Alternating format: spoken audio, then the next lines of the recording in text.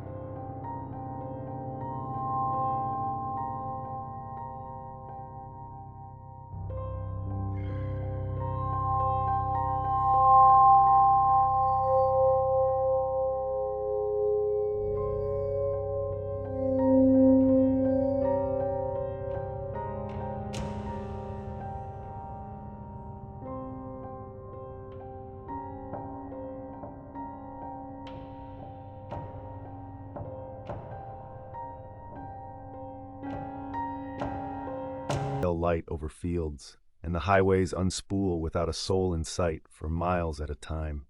Walk those ditches and you'll see bits of blue glass glint, beer bottles cracked by frost, shotgun casings flattened by tires. Hear the crows and you'll feel a pressure behind your ribs, the way a storm announces itself by changing the taste of air.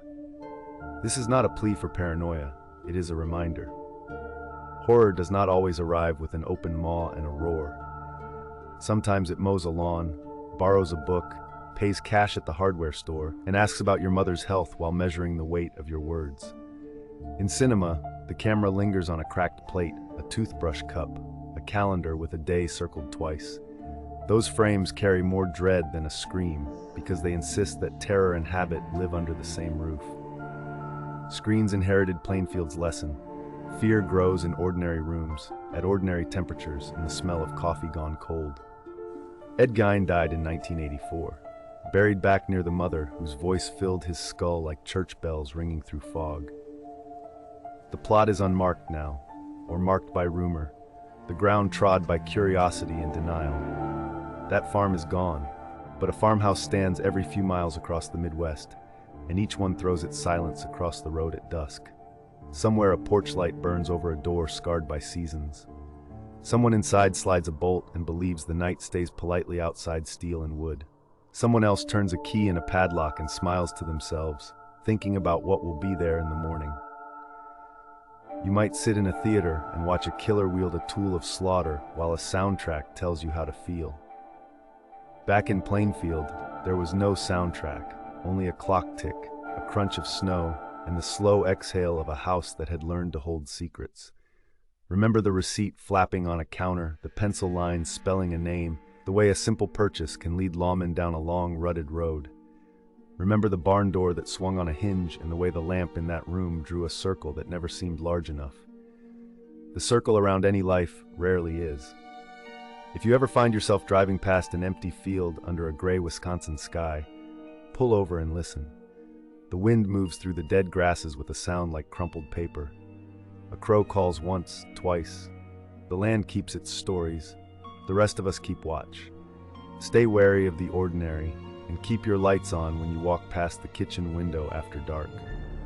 Who do you think is watching the house from the other side of the glass?